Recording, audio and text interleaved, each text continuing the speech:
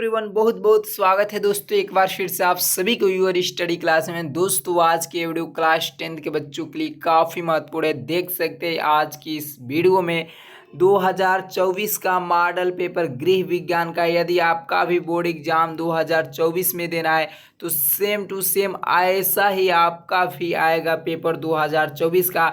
तो आज की इस वीडियो में देख सकते हैं 2024 का मॉडल पेपर एकदम सॉल्यूशन के साथ बताने वाला हूं, एकदम सॉल्यूशन के साथ बताने वाला हूं, एक एक डाउट क्लियर करते चलेंगे। तो इस वीडियो को अभी तक लाइक नहीं किए तो प्लीज़ एक प्यारा सा लाइक कर दीजिए। अगर चैनल पर पहली बार आएंगे तो प्लीज़ चैनल को भी सब्सक्राइब कर लीजिए, साथ ही बेल आइकन की घंटी को हिट कर लीजिए। बोर्ड ने जारी कर दिया है मॉडल पेपर ऑल सब्जेक्ट का।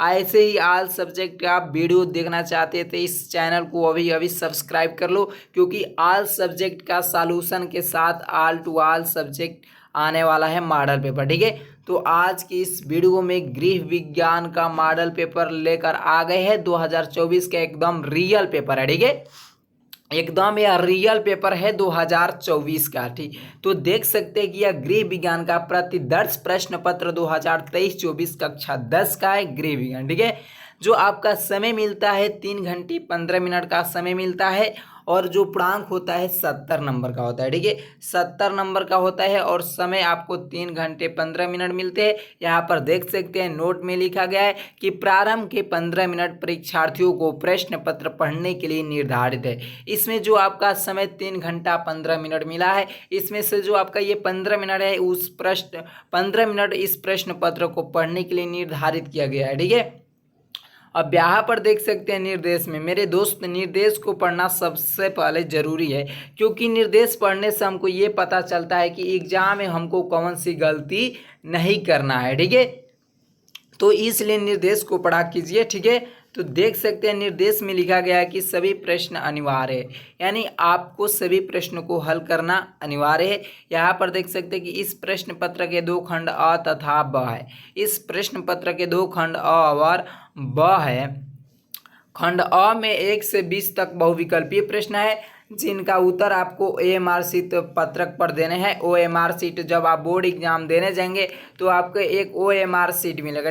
ठीक, उसी OMR शीट पर आपको क्या करना है, इन सभी बहुविकल्पीय प्रश्नों को फिलअप करना होता है। ठीक है, अब आगे देख सकते हैं यहाँ पर क्या लिखा गया है कि खंड अ के प्रत्येक प्रश्न का निर्देश पढ़कर केवल प्रदत्त OMR शीट उत्तर पात्रक पर ही उत्तर दें। OMR शीट पर ही आपको उत्तर देना है। खंड अ का जितने भी बहुविकल्पीय प्रश्न है 20, उन सभी 20 बहुविकल्पीय प्रश्नों को आपको किस पर उत्तर देना है, तो OMR शीट पर देना है। ठीक है, अब देख सकते हैं यहाँ पर क्या लिखा गया है कि OMR उत्तर पात्रक पर उत्तर देने के पश्चात उसे नहीं काटे। जब एक बार आप फिलअप कर दिए OMR शीट पर विकल्प को, तब उसको अब काट पीट नहीं करना है। ठीक है, उसी प्रकार रहने देना है, तथा इरेजर तथा व्हाइटनर का आपको प्रयोग नहीं करना है। इरेजर तथा किसी भी अन्य प्रकार के गलत सामग्री का प्रयोग उसमें नहीं करना है। अब आगे देख सकते हैं यहाँ पर लिखा गया है कि प्रश्न के अंक सम्मुख उसके अंकित है। जो भी प्रश्न है उसके सामने अंक दे दिया गया है कि उस प्रश्न पर कितने नंबर मिलने वाला है। ठीक है, अब यहाँ पर देख सकते हैं लिखा गया है कि खंड ब में 50 अंक वर्णनात्मक प्रश्न है, खंड अ में 20 नंबर के, और खंड ब में कितने नंबर, तो 50 नंबर का है। ठीक है, अब यहाँ पर देख सकते हैं लिखा गया है कि प्रथम प्रश्न से आरंभ कीजिए तथा अंतिम प्रश्न तक करते जाइए। जो प्रश्न ना आता है उस पर समय नष्ट ना कीजिए। कहने का इसका मतलब है कि आपको प्रारंभ से स्टार्ट करना है। ठीक है, प्रारंभ से प्रश्न नंबर पहला से स्टार्ट करना है और अंतिम तक हल करते चले जाना है।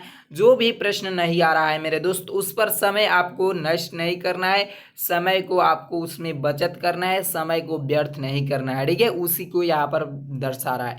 अब यहाँ पर देख सकते हैं लिखा गया है खंड अ में, यहाँ पर अब खंड अ को हल करते हैं। ठीक है, 20 के 20 बहुविकल्पीय प्रश्नों को हल करते हैं। ठीक है, एकदम सॉल्यूशन के साथ बता रहा हूँ, ऐसी वीडियो आपको कहीं नहीं अभी मिलेगी। सबसे पहले सबसे सटीक वीडियो आ रही है, इस वीडियो को देखिए। यहाँ पर देख सकते हैं निर्देश में लिखा गया है कि प्रश्न संख्या 1 से 20 तक बहुविकल्पीय प्रश्न है। ठीक है, खंड अ में 20 तक जो है बहुविकल्पीय प्रश्न है। बहुविकल्पी प्रश्न, निम्नलिखित प्रश्नों में से प्रत्येक के 4 वैकल्पिक उत्तर दिए गए हैं। इन ये जो प्रश्न देख रहे हैं इसके कितने विकल्प है, तो इसके 4 विकल्प है। ठीक है, ये 4 विकल्प है, तो उनमें से सही विकल्प चुनकर क्रमवार उत्तर पात्रक पर अंकित करना है। मान लीजिए इस विकल्प का आंसर सेकेंड सत्य है। ठीक है, तो सेकेंड जो सत्य है तो आपको क्या करना है, OMR शीट में सेकेंड नंबर पर जो ऑप्शन रहेगा गोला, उसी को आपको क्या करना है, काला कर देना है, उसी को आपको काला करना है। ठीक है, अब यहाँ पर देख सकते हैं, चलिए प्रश्नों को पढ़ते हैं। यहाँ पर प्रश्न नंबर पहला है कि निम्न में से सुरक्षित चेक है, कौन सा सुरक्षित चेक है आपको बताना है। तो इसका विकल्प देख सकते हैं कि वाहक चेक है, कि क्रॉस चेक है, दोनों है, कि कोई नहीं है। तो निम्नलिखित में से सुरक्षित चेक कौन है, तो इस विकल्प चारों में से जो क्रॉस चेक है ये सुरक्षित चेक है।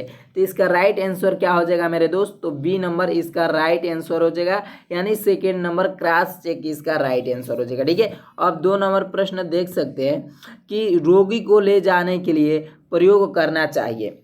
जब रोगी को ले जाया जाता है तो बेड पर, उसको देखे होंगे, एक बेड पर ले जाया जाए, उसको क्या कहते हैं, चारपाई कहते हैं, कि डोली कहते हैं, कि कुर्सी कहते हैं, कि स्क्रेचर कहते हैं।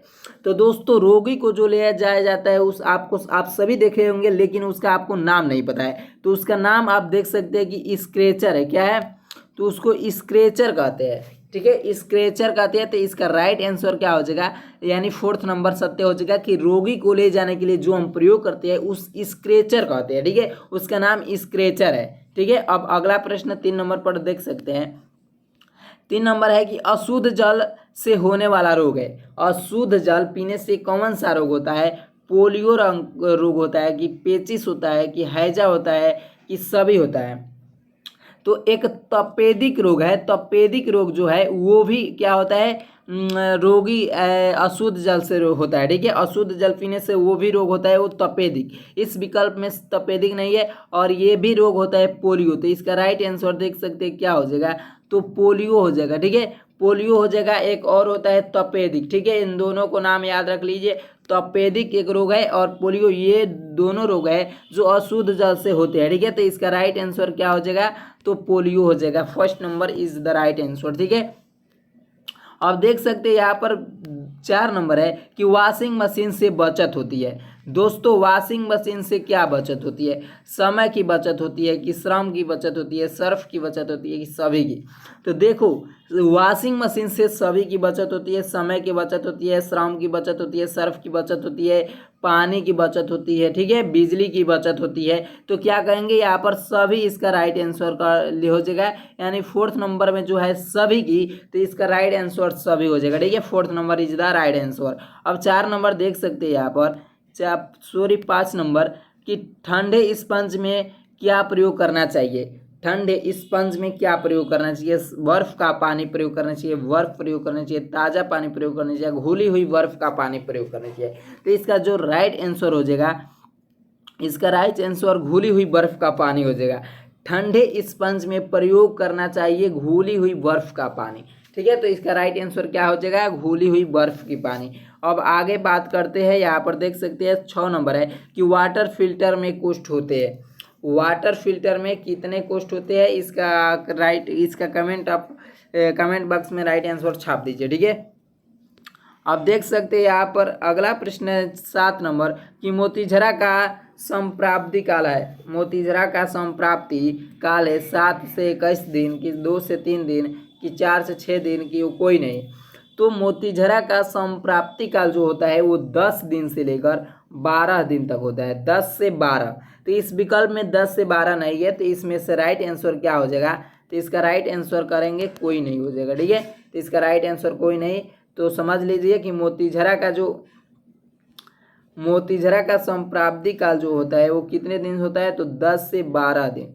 ठीक है, 10 से 12 दिन आप याद रख लीजिएगा। यदि विकल्प में 10 से 12 आ जाए तो इसी पर आप टिक लगा दीजिए। ठीक है, अब अगला प्रश्न पर बात करते हैं। आपका 8 नंबर है कि रुधिर की शुद्धि किस अंग में होती है। रुधिर ब्लड यानी खून जो आपका होता है ये शुद्ध कहाँ पर किस अंग में जाकर होता है। ठीक है, खून आपको शुद्ध कहाँ पर होता है जाकर, पाचन अंग में होता है, फुफ्फुस में होता है, कि हृदय में होता है, कि त्वचा में होता है।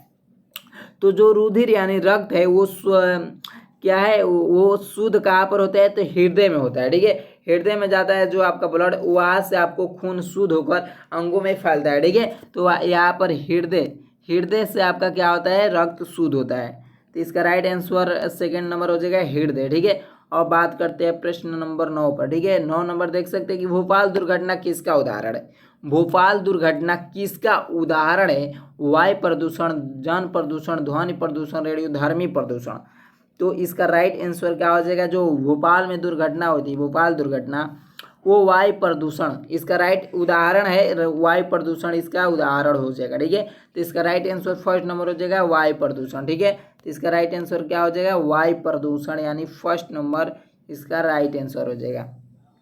अब बात करते हैं 10 नंबर पर। ठीक है, कि 8 से 14 वर्ष की आयु में नाड़ी की गति होती है। 8 से 14 वर्ष की आयु में नाड़ी की गति कितनी क्या होती है, तो इसका राइट आंसर क्या हो जाएगा, तो 60 से 70 हो जाएगा। ठीक है, 60 से 70 हो जाएगा। 8 से 14 वर्ष की आयु में जो नाड़ी की गति होती है 60 से 70 होती है। ठीक है, इसका राइट आंसर 60 से 70 हो जाएगा। अब अगला प्रश्न पर बात करते हैं, देख सकते हैं क्या है, 11 नंबर आपका प्रश्न है कि तलने की विधि है। तलने की विधि है, तेल में किसी को तारा जाता है, किसी पदार्थ को तारते हैं, उसी को कहते हैं तलने। ठीक है, तो तलने की क्या विधि है, किसी मैं पदार्थ को ताल रहा हूँ, उसका मतलब क्या हुआ, गहरी, उथली, शुष्क, तीनों। ये कैसे तलेगा, ये तलेगा कैसे, इसका राइट आंसर बता सकते हैं। तो यहाँ पर देख सकते हैं,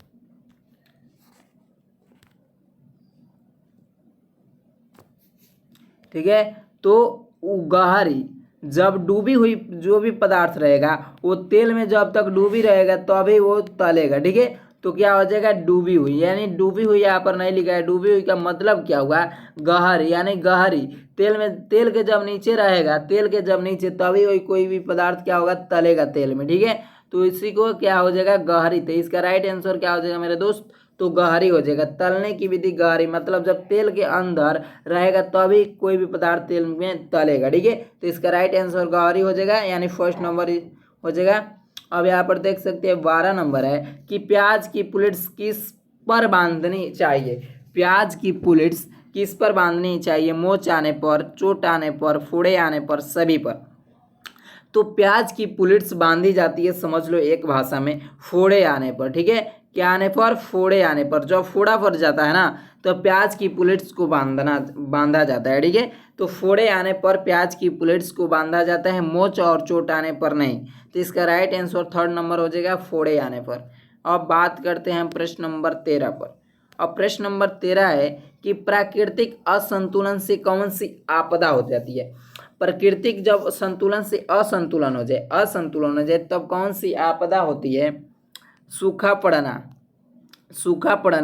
बाढ़ आना, भूमि बंजर होना, सभी। तो यहाँ पर ध्यान दो, प्रकृति की असंतुलन होने से कौन सी आपदा आ सकती है, सभी के सभी आ सकती है। सूखा पड़ जाता है, बाढ़ आ जाता है, भूमि बंजर हो जाता है। ठीक है, तो ये सभी के सभी हो जाएगा। तो इसका विकल्प 4 नंबर हो जाएगा, सत्य, यानी सभी के सभी। ठीक है, तो इसका विकल्प कौन सा सत्य हो जाएगा, तो 4 नंबर हो जाएगा, सभी के सभी। ठीक है, 4 number is the right answer. अब बात करते हैं हम प्रश्न नंबर 14 पर। ठीक है, प्रश्न नंबर आपका 14 क्या है कि सूती तंतु प्राप्त होता है। सूती तंतु प्राप्त होता है रसायनों से कि पशुओं से, वनस्पति से कि कोई नहीं। तो सूती तंतु जो प्राप्त होता है, यहाँ देख सकते हैं इसका राइट आंसर हो जाएगा पशुओं से। ठीक है, कहाँ से होता है प्राप्त, तो पशुओं से होता है, पशुओं से सूती तंतु का प्राप्ति होता है। ठीक है, तो इसका राइट आंसर क्या हो जाएगा दोस्त, तो इसका राइट आंसर हो जाएगा सेकेंड नंबर, पशुओं से। सूती तंतु प्राप्त होता है पशुओं से। अब बात करते हैं हम प्रश्न नंबर 15 पर। ठीक है, और प्रश्न नंबर इसमें 15 देख सकते हैं कि क्षय रोग के रोगी के भोजन में किसकी अधिक मात्रा होनी चाहिए। कोई व्यक्ति क्षय रोग से रोगी है, ठीक है, उस व्यक्ति को भोजन देना है, तो उसमें अधिक मात्रा किसकी होनी चाहिए, वसा की होनी चाहिए, विटामिन की, प्रोटीन की, कार्बोज की। तो क्षय रोग से कोई व्यक्ति ग्रस्त है, ठीक है, उस व्यक्ति को भोजन में हमको विटामिन की अधिक मात्रा देनी चाहिए। क्या, विटामिन की अधिक मात्रा देनी चाहिए। ठीक है, तो इसका राइट आंसर 4 नंबर हो जाएगा विटामिन। और बात करते हैं हम प्रश्न नंबर 16 पर कि आदर्श बजट माना जाता है। आदर्श बजट किसको माना जाता है? संतुलित को, घाटे को, बचत को, कि कोई नहीं? तो आदर्श बजट जो माना जाता है इसका राइट आंसर एक शब्द में समझ लीजिए, बचत का। ठीक है, 16 नंबर का राइट आंसर कौन सा हो जाएगा दोस्त? आदर्श बजट माना जाता है बचत का, बचत का। इसका राइट आंसर याद कर लो, बचत। ठीक है, और बात करते हैं हम 17 नंबर प्रश्न पर। यहाँ पर देख सकते हैं 17 नंबर प्रश्न है कि चेचक रोग कैसे फैलता है? चेचक रोग कैसे फैलता है? जल के द्वारा, रक्त के द्वारा, वायु के द्वारा, भोजन के द्वारा। तो चेचक रोग वायु के द्वारा फैलता है, तो इसका राइट आंसर क्या हो जाएगा? इसका राइट आंसर सेकंड नंबर हो जाएगा वायु के द्वारा, थर्ड नंबर हो जाएगा वायु के द्वारा। ठीक है, और बात करते हैं प्रश्न नंबर 18 पर। प्रश्न नंबर आपका 18 क्या है कि भोजन कक्ष की देसी शैली में, भोजन कक्ष की देसी शैली में खाते समय खाना रखने के लिए कक्ष में होना चाहिए, कुर्सी होना चाहिए, मेज, छोटी चौकी, पाटा। तो ध्यान दो कि भोजन कक्ष की देसी शैली खाते समय खाना रखने के लिए कक्ष में क्या होना चाहिए? तो पटरी होना चाहिए, चौकी होना चाहिए। ठीक है, चौकी, पटरी, ये सब होना चाहिए। तो देख सकते हैं इसमें पटरी नहीं है, तो इसका राइट आंसर क्या आ जाएगा? चौकी। छोटी चौकी है वही चौकी मान लीजिए। यानी भोजन कक्ष की देसी शैली खाते समय खाना कहाँ रखते हैं? तो छोटी चौकी में। इसका राइट आंसर 18 का थर्ड नंबर हो जाएगा छोटी चौकी। ठीक है, और बात करते हैं प्रश्न नंबर 19 पर।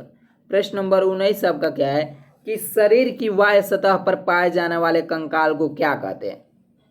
शरीर की बाहरी सतह पर पाए जाने वाले कंकाल को दोस्त क्या कहते हैं? तो वाय कहते हैं कि अंतः कंकाल, की अस्थि कंकाल, की सभी।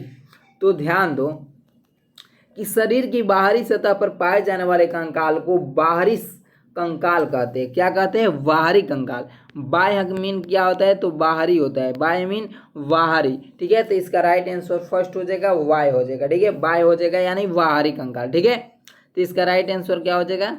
वाय हो जाएगा, 18 का फर्स्ट हो जाएगा। और बात करते हैं प्रश्न नंबर 20 पर। ठीक है, और प्रश्न नंबर 20 पर बात करते हैं कि श्वसन गति व नाड़ी गति में संबंध होता है। श्वास गति व नाड़ी गति में संबंध होता है, तो 4 संबंधे 1 का संबंध होता है। कितने का? 4 संबंधे 1 का। लेकिन इसमें विकल्प नहीं है, 4 संबंधे 1 नहीं है। देख सकते हैं इसमें विकल्प 4 संबंधे 1 नहीं है। इसमें जो आपका विकल्प है 4 संबंधे 1 नहीं है। और इसमें देख सकते हैं कि 1 संबंधे 4 है, 2 संबंधे 4 है, 1 संबंधे 10, 2 संबंधे 12। तो इसका राइट आंसर 1 संबंधे 4 मान लीजिएगा। ठीक है, 4 संबंधे 1 होता है, विकल्प में मिस्टेक शायद कर दिया क्या। अब तो इसका राइट आंसर क्या हो जाएगा? 1 संबंधे 4 हो जाएगा। ठीक है, इसका राइट आंसर 1 संबंधे 4 हो जाएगा। अब बात करते हैं हम यहाँ पर खंड ब की। ठीक है, अब खंड ब की, यहाँ से आपको कितने नंबर आता है? तो 50 नंबर। ठीक है, खंड ब से कितने नंबर? तो खंड ब से 50 नंबर का प्रश्न आता है, और खंड अ से 20 नंबर। ठीक है, तो अब खंड ब के बारे में बात कर रहे हैं, खंड ब। ठीक है, खंड ब के बारे में बात करते हैं। यहाँ पर सबसे पहले निर्देश देख सकते हैं। निर्देश में लिखा गया है कि प्रश्न संख्या जो 21 से 26 तक है वो सभी के सभी अति लघु उत्तरीय प्रश्न है। क्या है?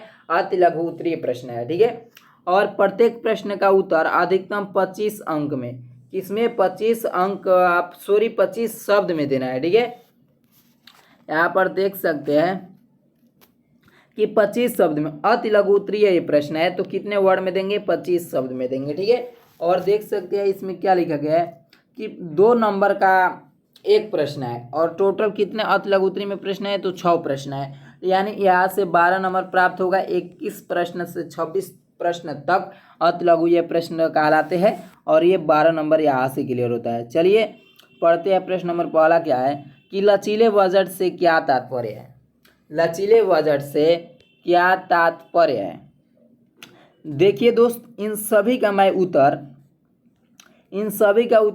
बोर्ड, जैसे बोर्ड की कॉपी पर लिखा जाता है। ठीक है, जैसे बोर्ड की कॉपी पर लिखा जाता है, पेपर का हल किया जाता है, ठीक उसी प्रकार सेम टू सेम एक टॉपर बच्चे की तरह मैं एक टॉपर बच्चे की तरह बताऊंगा कि कैसे आपको बोर्ड की कॉपी पर इनको लिखना है। ठीक है, तो जो नेक्स्ट वीडियो आएगी सिर्फ इसी पर आएगी कि आपको बोर्ड एग्जाम में इन सभी को कैसे लिखना है, एकदम अच्छी तरह से बताऊंगा, इसका हल करके बताऊंगा। ठीक है, इन सभी का उत्तर नेक्स्ट वीडियो में आएगा। ठीक है, तो अभी तक इस चैनल को सब्सक्राइब नहीं किया तो प्लीज़ चैनल को सब्सक्राइब कर लीजिए, और अभी तक इस वीडियो को लाइक नहीं किया तो प्लीज़ वीडियो को लाइक कर दीजिए। ठीक है, तो इन सभी का हम उत्तर कैसे लाएंगे, तो जैसे बोर्ड एग्जाम की कॉपी एक टॉपर बच्चे लिखते हैं, ठीक उसी प्रकार इस कॉपी पर लिख कर आएगा। ठीक है, कि इसका कैसे आंसर लिखा जाएगा। ठीक है, और इसका उत्तर क्या होगा। ठीक है, तो चलिए प्रश्न को पढ़ लेते हैं कि लचीले बजट से क्या तात्पर्य है। और 22 नंबर प्रश्न देख सकते हैं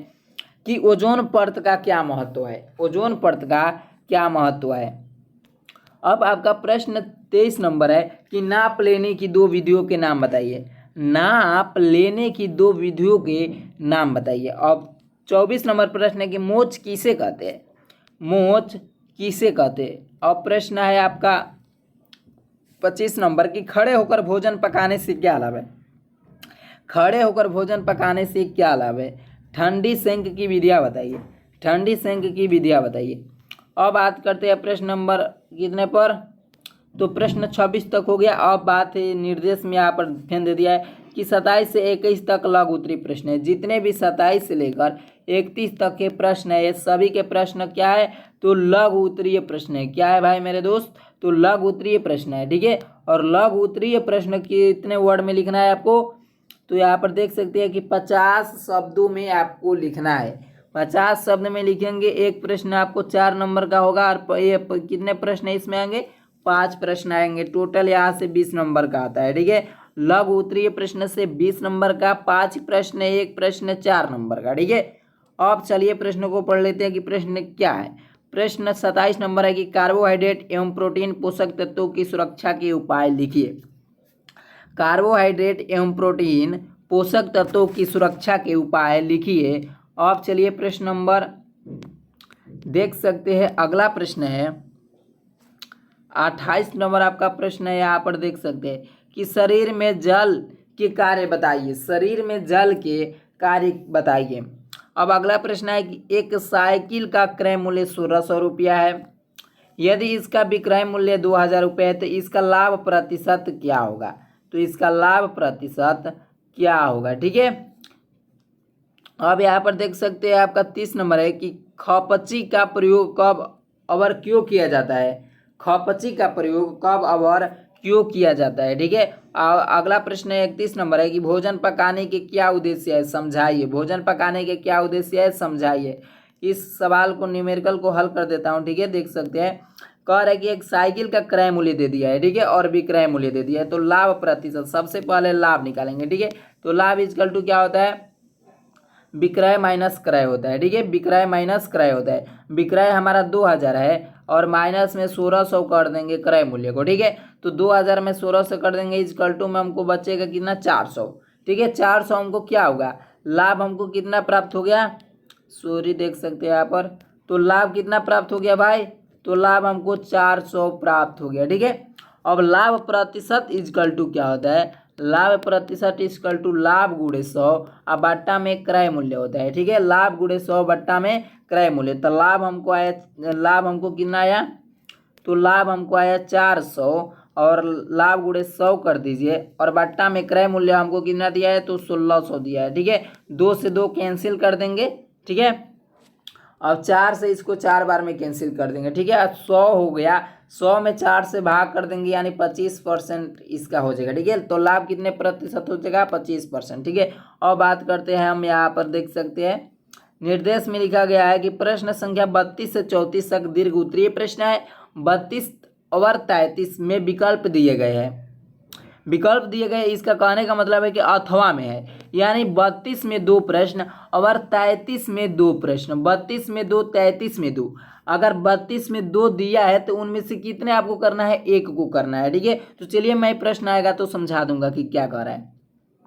अब यहाँ पर देख सकते हैं 32 नंबर में कि व्यापारिक व्यय क्या तात्पर्य है। व्यापारिक व्यय का क्या तात्पर्य है, व्यापारिक व्यय को प्रभावित करने वाले कारणों कारकों का वर्णन कीजिए। अगर ये आपको आता है तो लिख दीजिए, यदि आपको नहीं आता है तो आपको दूसरा भी चांस मिल रहा है अथवा में कि गृह गणित क्या है इसके महत्व को बताइए। गृह गणित क्या है इसके महत्व को बताइए। ठीक है, आपको किसी एक को करना है, ये कर लीजिए व्यापारिक व्यय या कर लीजिए गृह गणित। ठीक है, जो भी आपको अच्छी तरह से याद है, आपको अच्छे आप समझ सकते हैं कि मैं अच्छी तरह इसमें रैंक कर लूँगा, आप फुल में फुल हमको नंबर मिल जाएगा, इसको लिखने दें। जो आपको अच्छी तरह से याद है उसी को लिखिए। ठीक है, अब बात करते हैं प्रश्न नंबर 33 पर कि भोजन परोसने की विधियों का सविस्तार वर्णन कीजिए। भोजन परोसने की विधियों का सविस्तार वर्णन कीजिए।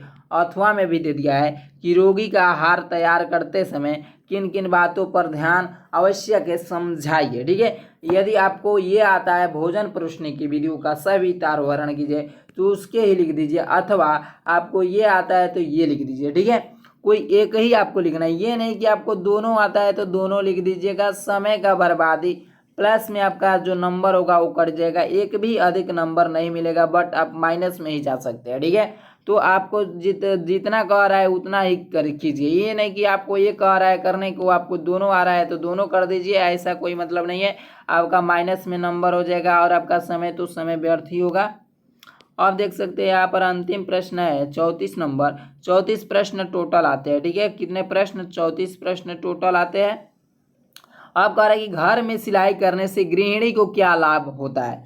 घर में सिलाई करने से गृहिणी को क्या लाभ होता है। एक गृहिणी को इसका ज्ञान होना क्यों आवश्यक है। एक गृहिणी को इसको ज्ञान होना क्यों आवश्यक है। ठीक है, तो दोस्तों एक टॉपर बच्चे की तरह क्या कह रहा हूँ, यहाँ पर देख सकते हैं, समझ सकते हैं कि एक टॉपर बच्चे की तरह मैं बताऊंगा कि आपको बोर्ड में कॉपी कैसे लिखना है। ठीक है, एक टॉपर बच्चे की तरह इन सभी का सलूशन मैं लाऊंगा अगली वीडियो में। ठीक है, तो अभी तक इस वीडियो को लाइक नहीं किए तो प्लीज़ एक प्यारा सा कर दीजिए लाइक, एक प्यारा सा लाइक कर दीजिए। अगर चैनल पर पहली बार आएंगे तो प्लीज़ चैनल को भी सब्सक्राइब करके बेल आइकन की घंटी को हिट कर लीजिए, क्योंकि क्लास 10th की तैयारी यहाँ पर ज़बरदस्त कराई जा रही है और कराई जाएगी एकदम अच्छी तरह से। ठीक है, ऐसा कोई भी प्रश्न नहीं बचेगा जो आपके बोर्ड एग्जाम में आ जाए और आप हल नहीं कर पाएंगे। ठीक है, अगर यहाँ से पढ़े रहेंगे तो पक्का हल कर पाएंगे। तो इस वीडियो को लाइक कर दीजिए, अगर चैनल पर पहली बार तो channel subscribe and bell icon की घंटी को हिट